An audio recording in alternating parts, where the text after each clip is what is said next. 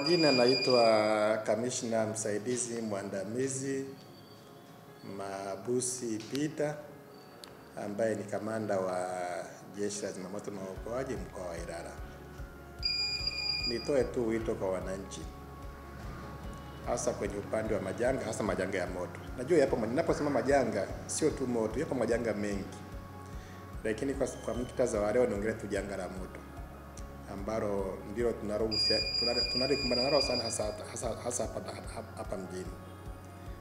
Majanga mengi ya moto yanayotokea hapa mjini yanaweza kuwa katika magrupu mawili au matatu makubwa. La kwanza ni shughuli za nyumbani, mazingira ya nyumbani, mazingira tunakofanyia kazi nyumbani, tunakoishi.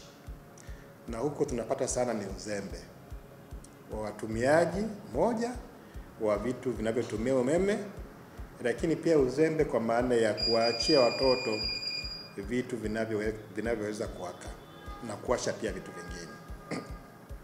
Na katika eneo hilo watoto wanachezea viberiti, watu wanachoma mishumaa, watu wanachaji simu, wanaacha simu zikoone, wanatumia matumizi mabaya ya hita na kadhalika.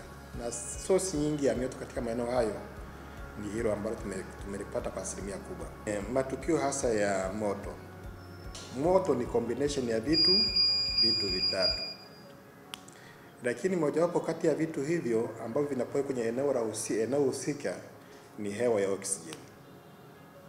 Ni hewa ya nini? Ya oksijeni. Na moto, unapoona moto unatokea, ule moshi tu ni carbon monoxide.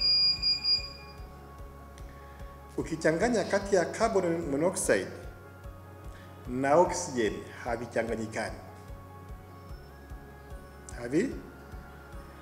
Kimoja kitakuwa chini na kingine kitakuwa nini? Juu.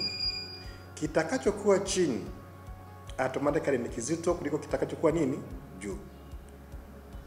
Na automatically oxygen itakuwa chini, carbon monoxide itakuwa nini?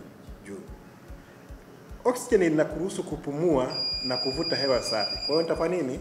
Nitavuta hewa safi. Lakini carbon monoxide itanichoki, itaninyiga. Kwa hiyo nitashindwa kufanya nini? Kupumua.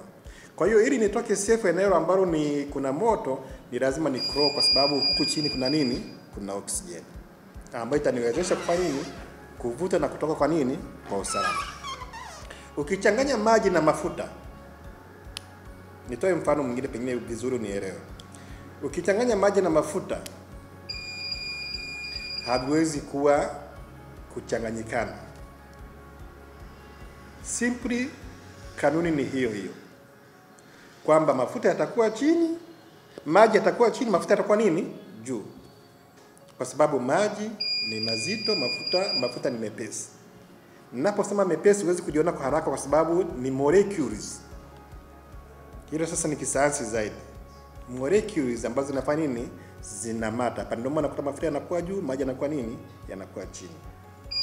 Kwa hiyo mtu ambaye anapita chini ya maji ni safe kuliko ambaye anafanya nini? Atakaa juu ya nini? Juu ya maji, kwa sababu ya hizo ya tabia niliyokuambia. Kwa hiyo simply inapotokea tukio kama ni nyumbani kwako, moto umetoka kama nyumbani kwako, hata chumbani kwako, ili ufaulu kwa kutoka haraka ni kukuloa kwa nini? Chini. Na ukiinama chini utaona mlango, utaona kila. Lakini ukikaa kwa juu hivi huwezi kuona mlango, hata mlango ulipo huwezi kuona. Kwa sababu utakuwa unaona hadi hapo unapotoka.